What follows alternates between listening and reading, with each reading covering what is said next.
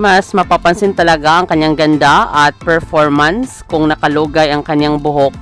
Dahil sa kanyang kakaibang ganda at dating, napapansin siya kahit anong event ng Miss Grand International 2023.